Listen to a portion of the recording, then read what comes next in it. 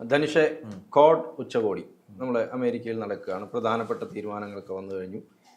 ഇന്ത്യക്ക് വലിയ പിന്തുണ പ്രഖ്യാപിച്ചുകൊണ്ട് ഇന്നലെ അമേരിക്ക, ഓസ്ട്രേലിയ, ജപ്പാൻ ഈ 3 രാജ്യങ്ങൾ ചേർന്ന് ഭീകരാക്രമണത്തെ ചെറുക്കുന്നതിന് ഇന്ത്യക്കൊപ്പം ഞങ്ങളുണ്ടാവും. പ്രത്യേകിച്ച് പാകിസ്ഥാനെതിരെ കൂടി ചേർന്ന് മെൻഷൻ ചെയ്തുകൊണ്ടാണ് അവർ പറയുന്നത്. പാകിസ്ഥാൻ്റെ കൂടി നേതൃത്വത്തിൽ നടത്തിയ എന്ന് നമ്മൾ കണ്ടെത്തിയ ഭീകരാക്രമണങ്ങൾ കൂടെ ചേർത്തിട്ടാണ് അവർ പറയുന്നത്. അപ്പോൾ മറ്റ് പ്രധാനപ്പെട്ട തീരുമാനങ്ങൾ അല്ലെങ്കിൽ നമുക്ക് അനുകൂലമായിട്ട് മറ്റെന്തൊക്കെ തീരുമാനങ്ങൾ അതിനകത്തുണ്ട്? ഇതിൽ ക്വാഡ് അവരുടെ ആ സമ്മേളനം നടക്കുമ്പോൾ ഏറ്റവും പ്രധാനപ്പെട്ട ഒരു വാർത്ത എന്ന് പറയുന്നത് ജോണേട്ടാ, ഇന്ത്യ ഒരു ഡ്രോൺ മേടിക്കാൻ പോവുകയാണ്.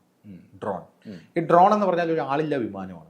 ഈ ആളില്ലാ വിമാനം കൊണ്ട് അമേരിക്കയിൽ ഇരുന്നുകൊണ്ട് നമ്മളെ പേജർ എക്സ്പ്ലോഷനൊക്കെ ഇല്ല. പേജർ എക്സ്പ്ലോഷൻ എന്ന് പറഞ്ഞു കഴിഞ്ഞാൽ മൊസാദ് വളരെ ഗംഭീരമായിട്ട് പ്ലാൻ ചെയ്ത് നടത്തിയ ഒരു എക്സ്പ്ലോഷൻ ആയിരുന്നു പേജർ എക്സ്പ്ലോഷൻ. ഒരു സൈനികന്റെ പോലും ചോര പൊടിയാതെ നടത്തിയ ഓപ്പറേഷൻ. അതുപോലെ അമേരിക്കയുടെ ഒരു സൈനികന്റെ പോലും ചോര പൊടിയാതെ പാകിസ്ഥാനിലും അഫ്ഗാനിസ്ഥാനിലും ഇറാനിലും അടക്കം അമേരിക്ക ഈ ഡ്രോൺ ഉപയോഗിച്ച് നിരന്തരമായിട്ടുള്ള ആക്രമണങ്ങൾ നടത്താറുണ്ട്. ഈ ഡ്രോണ് അമേരിക്ക നാറ്റോ സഖ്യരാജ്യങ്ങൾക്ക് മാത്രമേ കൊടുക്കുകയുള്ളൂ.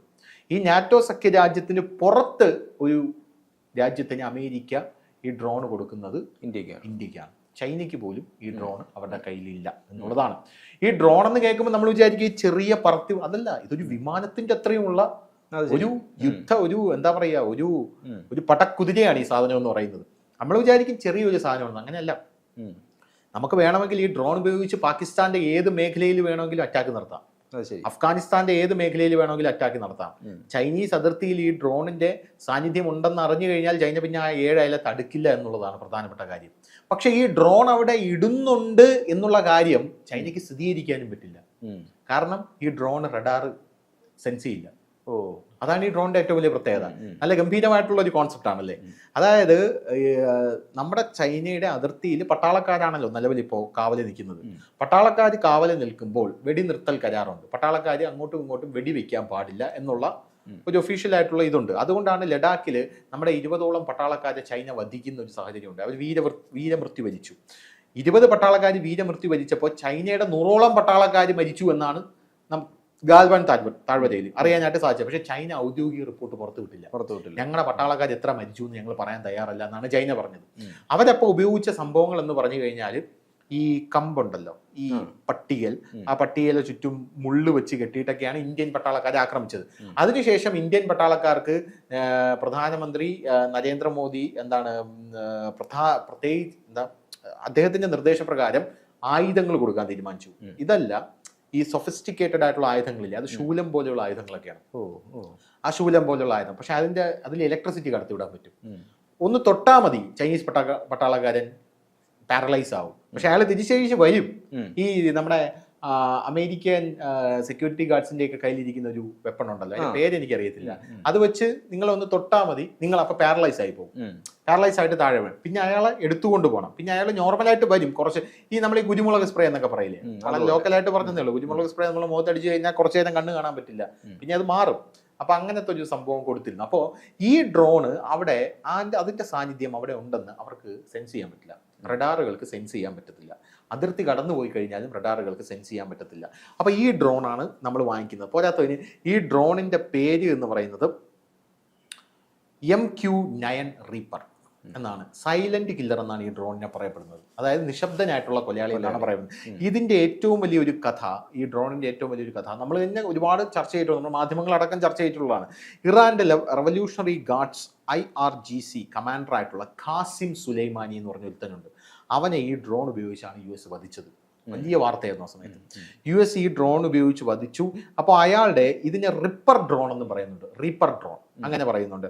അപ്പോൾ ഈ ഡ്രോണ് ആ വാദം നടന്നപ്പോൾ തന്നെ ഇന്ത്യ ഈ ഡ്രോണിൽ ആകർഷകരായിട്ട് അമേരിക്കയോട് പറഞ്ഞു ഈ ഡ്രോൺ നമുക്ക് വേണം എന്ന് പറഞ്ഞു. പക്ഷെ ആ സമയത്ത് അമേരിക്ക ഈ ഡ്രോൺ തരാനായിട്ട് തയ്യാറായില്ല. നമ്മൾ ഈ ഡ്രോൺ അമേരിക്കയോട് വേണം എന്ന് പറഞ്ഞത് 2017 2017 നമ്മൾ ഈ ഡ്രോൺ അമേരിക്കയോട് വേണമെന്ന് പറഞ്ഞു. അന്ന് 2014 മോദി അധികാരത്തിൽ വന്നല്ലോ. അപ്പൊ അമേരിക്ക വിചാരിച്ചു ഇപ്പൊ തരാന്ന് പറഞ്ഞു, ഇപ്പൊ തരാന്ന് വിചാരിച്ചു. പക്ഷെ ഇപ്പൊ അമേരിക്ക നിർബന്ധിതരായി. നമുക്ക് ഇതിന്റെ 30 ഡ്രോണുകളാണ് നമുക്ക് ഇവിടെ കൊൽക്കത്തയിൽ നിർമ്മിക്കാനായിട്ട് കരാർ എടുത്തിരിക്കുന്നത്. നമ്മളിവിടെ നിർമ്മിക്കുക.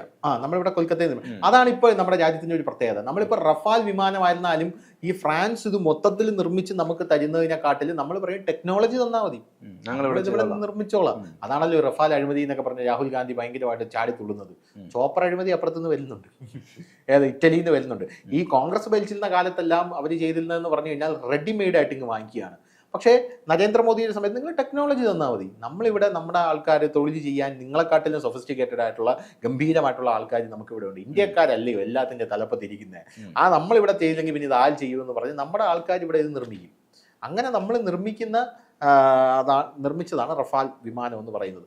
ആ റഫാൽ വിമാനം നിർമ്മിക്കാനായിട്ട് കൊടുത്ത ആ കരാറ് കമ്പനിക്ക് വിമാനം നിർമ്മിച്ച് എന്തെങ്കിലും പരിചയമുണ്ടോ എന്ന് ചോദിച്ചാണ് കോൺഗ്രസ് കാണിച്ച എല്ലാ കാര്യങ്ങളും. അപ്പോഴാണ് പിന്നെ കോടതിയിൽ ഈ കേസ് വരികയും കോടതിക്ക് മുന്നിൽ ഇത് നിങ്ങൾ ഹാജരാക്കണമെന്ന് പറയുകയും സുപ്രീം കോടതിയും കേന്ദ്രവുമായിട്ട് ക്ലാഷ് ഉണ്ടാവുകയും, കാരണം കേന്ദ്രം ഇത് സീൽഡ് കവറിൽ ഹാജരാക്കാമെന്ന് പറയുകയില്ല, പ്രതിരോധ സംവിധാനങ്ങൾ അങ്ങനെ ഹാജരാക്കാൻ പറ്റില്ല എന്നുള്ള വാദങ്ങൾ കോൺഗ്രസ് അടക്കം ഉന്നയിക്കുകയും, എങ്കിൽ പിന്നെ പ്രതിരോധ സംവിധാനങ്ങൾ നിങ്ങൾക്ക് മുന്നിൽ തുറന്നു വയ്ക്കാൻ പറ്റുമോ? ഒരു രാജ്യത്തിന്റെ പ്രതിരോധ സംവിധാനങ്ങൾ എന്ന് പറഞ്ഞാൽ അത് രാജ്യത്തിന്റെ ജനങ്ങളോട് വെളിപ്പെടുത്താനൊന്നും അത് പറ്റത്തില്ല, പരസ്യമാക്കാൻ പറ്റില്ല. ഇപ്പൊ ഇന്ത്യ ഇസ്രായേലിൽ നിന്ന് പെഗാസസ് വാങ്ങിച്ചിട്ടുണ്ടോ ഇല്ലയോ എന്നുള്ള കാര്യം ജനങ്ങളോട് പോലും പറയേണ്ട ആവശ്യം സർക്കാരിനില്ല. രാജ്യ സുരക്ഷയുമായിട്ട് ബന്ധപ്പെട്ടതാണ്, മനസ്സിലായില്ലേ? അതിന്റെ പറയേണ്ട യാതൊരുവിധ ആവശ്യവും ഇല്ല.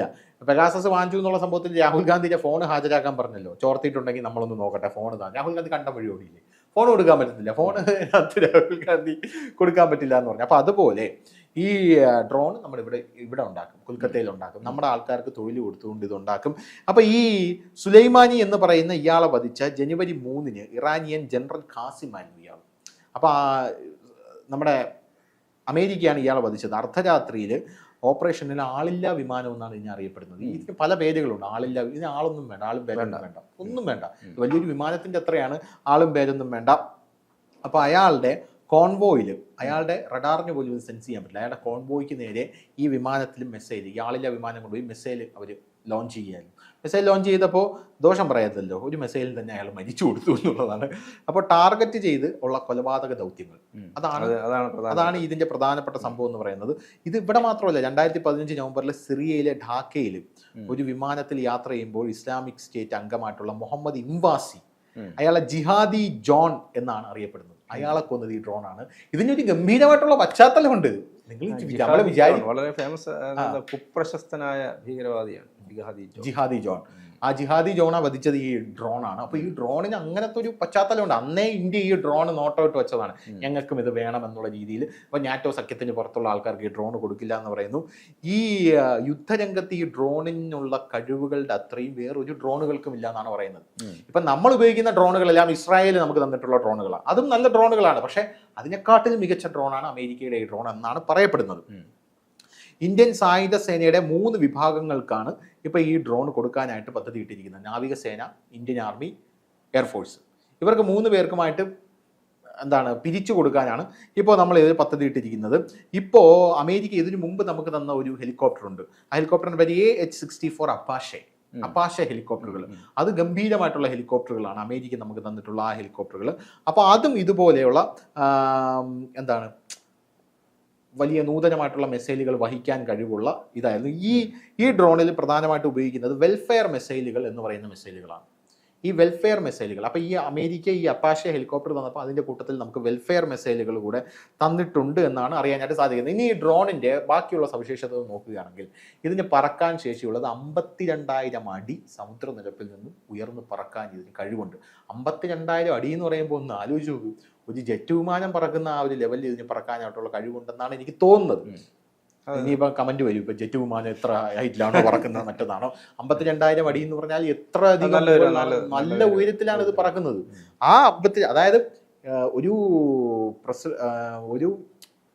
റഡാറിന് സെൻസ് ചെയ്യാൻ പറ്റുന്നതിന് മുകളിൽ ഇത് പറക്കുന്നുണ്ട്. ആ ലെവലിലാണ് ഇത് പറക്കുന്നത്. പോരാത്തതിന് ഇന്ത്യൻ വ്യോമസേനയ്ക്കാണ് ഇത് ആദ്യം നൽകാൻ പോകുന്നത്. ഇനി അടുത്ത ഇതിൻ്റെ ഒരു പ്രധാനപ്പെട്ട കാര്യം എന്ന് പറഞ്ഞാൽ അമേരിക്കൻ പ്രസിഡന്റ് ബറാക് ഒബാമയുടെ കാലത്ത് ഇത് ഇന്ത്യക്ക് നൽകുന്നതുമായിട്ടുള്ള ചർച്ചകൾ നടന്നിട്ടുണ്ടായിരുന്നു. പക്ഷേ ആ സമയത്ത് ചർച്ചകളൊന്നും അങ്ങോട്ടും ഇങ്ങോട്ടും എത്താതെ പോയത് കൊണ്ട് ഈ ഡ്രോൺ നമുക്ക് തരില്ല എന്ന് അമേരിക്ക ആ സമയത്ത് പറയുകയായിരുന്നു, ആയുധങ്ങൾ വഹിക്കാൻ ശേഷിയുള്ള MQ-9 റീപ്പർ എന്ന പേരുള്ള പ്രഡേറ്റർ ഡ്രോണുകൾ നമുക്ക് തരുന്നത് അമേരിക്ക. ഇപ്പം അമേരിക്കയോടുള്ള സ്നേഹം കൊണ്ടാണെന്ന് നമ്മൾ പല ആൾക്കാരും വിചാരിക്കും. അല്ല, അത് നരേന്ദ്രമോദിയുടെ നയതന്ത്ര വിജയമാണ്. ഒന്നാമത്തെ കാര്യം, ഇത് നരേന്ദ്രമോദിയുടെ നയതന്ത്ര വിജയമാണ്. രണ്ടാമത്, അമേരിക്കയ്ക്ക് ചൈനയെ വരുതിയിലാക്കണം. അതുകൊണ്ട് ഇന്ത്യയുടെ സഹായം കൂടിയേ തീരത്തുള്ളൂ. അതുകൊണ്ട് കൂടെയാണ് ഈ ഡ്രോൺ അമേരിക്ക നമുക്ക് തരുന്നത് എന്നുള്ളത് വേറൊരു കാര്യം. ചൈന നമ്മളുമായിട്ട് ഇപ്പം മെരുങ്ങിയ ഒരു അവസ്ഥയില്ല, മെരുങ്ങിയിരിക്കുകയാണ്. പക്ഷെ വിശ്വസിക്കാൻ കൊള്ളാത്ത ഒരു രാജ്യമാണ് ചൈന എന്ന് നമുക്ക് എല്ലാവർക്കും അറിയാമല്ലോ. പിന്നെ പോരാത്തതിന് ഈ ഡ്രോൺ തരുന്ന കൂട്ടത്തിൽ അമേരിക്ക ഒരു വാഗ്ദാനം കൂടെ നടത്തിയിട്ടുണ്ട്. അവർ സ്ഥിരമായിട്ട് നടത്തുന്ന വാഗ്ദാനമാണ്. പക്ഷെ അവർ നടത്തിയ വാഗ്ദാനം എന്ന് പറഞ്ഞു കഴിഞ്ഞാൽ സെക്യൂരിറ്റി കൗൺസിലിൽ നിങ്ങളെ സ്ഥിരാംഗമാക്കാം എന്നാണ് പറയുന്നത്. അത് കുറേ കാലമായിട്ട് പറയുന്നു. പക്ഷെ അമേരിക്ക ഇപ്പൊ പറയുന്നു നിങ്ങളാക്കാം എന്ന് പറയുന്നുണ്ട്. അത് ഞങ്ങൾ പിന്തുണയ്ക്കാം എന്ന് പറയുന്നുണ്ട്. ഈ സെക്യൂരിറ്റി കൗൺസിൽ എന്ന് പറയുമ്പോൾ ഈ UN-ന്റെ പ്രധാനപ്പെട്ട 6 ഘടകങ്ങളിൽ ഒന്നാണ് ഈ സെക്യൂരിറ്റി കൗൺസിൽ എന്ന് പറയുന്നത്. ഈ സെക്യൂരിറ്റി കൗൺസിലിന്റെ പ്രധാനപ്പെട്ട ജോലി എന്ന് പറഞ്ഞാൽ സമാധാന പരിപാലനം, ലോക രക്ഷയ്ക്കുള്ള കാര്യങ്ങൾ ചെയ്യുക, അന്താരാഷ്ട്ര സുരക്ഷ ഏകോപിപ്പിക്കുക, ഇതൊക്കെയാണ് ഇവരുടെ പ്രധാനപ്പെട്ട പണി എന്ന് പറയുന്നത്. ഇതിൽ 5 സ്ഥിരാംഗങ്ങളും ബാക്കി 10 അംഗങ്ങളും ഉണ്ട്. 10 അംഗങ്ങളെ 2 വർഷത്തേക്ക് തിരഞ്ഞെടുക്കുകയാണ്. അവരിങ്ങനെ മാറിക്കൊണ്ടേ. ഈ 5 സ്ഥിരാംഗങ്ങൾക്കാണ് വീറ്റോ പവറൊക്കെ ഉള്ളത്, അറിയാലോ. അപ്പോൾ അതിലോട്ട് ഇന്ത്യക്ക് കയറണം. ഇന്ത്യക്ക് കയറാനായിട്ട് ബൈഡൻ ഞങ്ങൾ സഹായിക്കാം എന്ന് പറഞ്ഞ ഒരു സാഹചര്യം ഉണ്ടായിട്ടുണ്ട്. ഈ 2 വാർത്തകളാണ് ക്വാഡ് സമ്മേളനത്തിൽ ഇന്ത്യ ഏറ്റവും ഗംഭീരമായിട്ട് ഇന്ത്യയുടെ നയതന്ത്ര വിജയം ഇതാണ് ഇന്ത്യയുടെ നയതന്ത്ര വിജയം എന്ന് വേണമെങ്കിൽ പറയാം. അല്ല, നമ്മുടെ എന്ന് പറഞ്ഞാൽ സത്യം പറഞ്ഞാൽ വേണമെങ്കിൽ നമുക്ക് ഏഷ്യയിലെ നാറ്റോ ആയിട്ട് ക്വാഡ് ഉയർന്നു വരുന്നു എന്ന് നമുക്ക് പറയാം. ഈ പസഫിക്, ഈ ചൈനയുടെ കടലുണ്ടല്ലോ, അവരുടെ കടലിന്റെ ഒരു അതിർത്തിയുണ്ട്. ഇന്ത്യ താഴെ പസഫിക് ഓഷൻ, ഇന്ത്യൻ ഓഷൻ ഉണ്ട് താഴെ. അതിന്റെ മുകളിൽ ഇൻഡോ പസഫിക് ഓഷൻ ഉണ്ട്. അപ്പോൾ ഇൻഡോ പസഫിക് ഓഷൻ ഇവിടെ എല്ലാം ചൈനയുടെ സാന്നിധ്യം അതിഭീകരമായിട്ടുണ്ട്. ചൈന ഭയങ്കരമായിട്ട് നമ്മളെല്ലാം ഇവിടെ നിരന്തരം പ്രശ്നം ഉണ്ടായിക്കൊണ്ടിരിക്കുക. ഇപ്പോൾ ഉദാഹരണത്തിന് നരേന്ദ്രമോദി ബ്രൂണെ പോയിട്ട് ചൈനയ്ക്ക് കൊടുത്തൊരു താക്കീതുണ്ട്. നമ്മുടെ ലക്ഷ്യം എന്ന് പറയുന്നത് എക്സ്പാൻഷൻ അല്ല, ഡെവലപ്മെന്റ് ആണ് എന്ന് നരേന്ദ്രമോദി പറയുന്നുണ്ട്. ആ എക്സ്പാൻഷൻ അല്ല എന്ന് പറയുന്നത് ചൈനയ്ക്കിട്ട് ഒരു കൊട്ടു കൊടുത്തതാണ്. കാരണം ചൈന ഇപ്പൊ അവരുടെ കടലിന്റെ, അവരുടെ എന്താ പറയുക, സമുദ്രാതിർത്തിയിലുള്ള ബാക്കി ഒരു രാജ്യങ്ങളെയും അവിടെ വെസലുകൾ ഇറക്കാനായിട്ട് സമ്മതിക്കുന്നില്ല. ഫിലിപ്പീൻസ് ഒക്കെ ഒരു വെസൽ ഇറക്കി കഴിഞ്ഞാൽ ചൈന നിരന്തരമായിട്ട് വന്ന് ആക്രമിക്കുകയാണ്. അപ്പോൾ അതിനെ നേരിടാനായിട്ട് കൂടെയാണ് ക്വാഡ് ഇപ്പോൾ വലിയ രീതിയിൽ ശക്തമാക്കാനായിട്ട് തീരുമാനിച്ചത്. ഈ ക്വാഡ് രൂപീകരിച്ചത് സുനാമിയുടെ കാലത്താണ്. ആ സമയത്ത് ചൈന ഭയങ്കരമായിട്ട് എതിർത്തിരുന്നു ക്വാഡിനെ. ചൈന പുച്ഛിച്ചിരുന്നു, കളിയാക്കിയിരുന്നു, ഇത് തകർന്നു പോകുമെന്ന് പറഞ്ഞിരുന്നു. പക്ഷെ ഇപ്പൊ ചൈന നോക്കൂ, ചൈന ഇവർ ചെയ്യുന്ന ഓരോ കാര്യങ്ങളും അപലപിക്കുകയാണ്. ഉടനെ തന്നെ ഇന്ത്യ ഈ ഡ്രോൺ വാങ്ങിച്ചു കഴിഞ്ഞാൽ ചൈന അപലപിച്ചുകൊണ്ട് രംഗത്തെത്തും. അത് വാങ്ങിക്കാൻ പാടില്ലായിരുന്നു, ലോക സുരക്ഷയ്ക്ക് എന്നെ ഭീഷണിയാണ് എന്നൊക്കെ പറഞ്ഞ് ചൈന രംഗത്തെത്താനുള്ള സാധ്യതയുണ്ട്. ചൈന അപലപിച്ചു തുടങ്ങി. അപലപിക്കുന്നു എന്നുള്ളതിന്റെ അർത്ഥം എന്താണ്? ഭയക്കുന്നു എന്നുള്ളത് കൊണ്ടാണ് ചൈന ഇതിനെ അപലപിക്കുന്നത്. പോരാത്തതിന് പാകിസ്ഥാനാണ് ഇതിൽ ഏറ്റവും വലിയ അടി കിട്ടിയിരിക്കുന്നത്. കാരണം നമ്മുടെ പട്ടാളക്കാർ കശ്മീരിലടക്കം ഒരുപാട് പേര് പാകിസ്ഥാന്റെ ഭീകരവാദികളെ നേരിടുന്നുണ്ട്, വീരമൃത്യു വരിക്കുന്നുണ്ട്. ഈ ഡ്രോണുകളുടെ സഹായം ഉണ്ടെങ്കിൽ യവന്മാരെയൊക്കെ അടിച്ചൊതുക്കാനായിട്ട് അതിർത്തി കടന്നടിച്ചൊതുക്കുക. ഇനി അതിർത്തി ഇന്ത്യൻ പട്ടാളക്കാർക്ക് കടക്കേണ്ട ആവശ്യമില്ല, ഡ്രോൺ പോയി ചെയ്തോളൂ. ഡ്രോൺ പോയി കാര്യങ്ങൾ ചെയ്തോളൂ. പിന്നെ പാകിസ്ഥാന് വലിയ രീതിയിലുള്ള സന്നാഹങ്ങളും കാര്യങ്ങളും ഒന്നും ഇല്ല എന്നുള്ള, അവർക്ക് ന്യൂക്ലിയർ ബോംബുണ്ട്, പക്ഷേ അവരുടെ പട്ടാളം വീക്കാണ്, അവരുടെ ആയുധ ശേഷി വീക്കാണ്, അവരുടെ ആയുധങ്ങളുടെ പ്രവർത്തന ശേഷി എന്ന് പറയാൻ വളരെ പഴയ ആയുധങ്ങളാണ് അവർ ഉപയോഗിക്കുന്നത്. ഇന്ത്യയുടെ മിഗ് വിമാനം ഉപയോഗിച്ച് പാകിസ്ഥാന്റെ F-16, അത് അമേരിക്ക കൊടുത്തതാണ്. പാകിസ്ഥാൻ F-16 അടിച്ചിട്ട് അങ്ങനെയാണല്ലോ നമ്മുടെ അഭിനന്ദൻ വർദ്ധമാനൊക്കെ അവിടെ ആയി പോകുന്നത്. മിഗ് വിമാനം ഉപയോഗിച്ചാണ് F-16. അതായത് പാകിസ്ഥാൻ പട്ടാളക്കാർക്ക് അത് ഉപയോഗിക്കാൻ പോലും അറിയില്ല എന്നുള്ളതാണ്. അമേരിക്ക അവർക്ക് കൊടുത്തു F-16, പക്ഷേ അറിയില്ല. അമേരിക്ക പറഞ്ഞു ഉപയോഗിക്കരുതെന്ന് പറഞ്ഞു, നിങ്ങൾ അത് ഉപയോഗിക്കരുത്. പക്ഷെ യവന്മാരത് ഉപയോഗിച്ചു.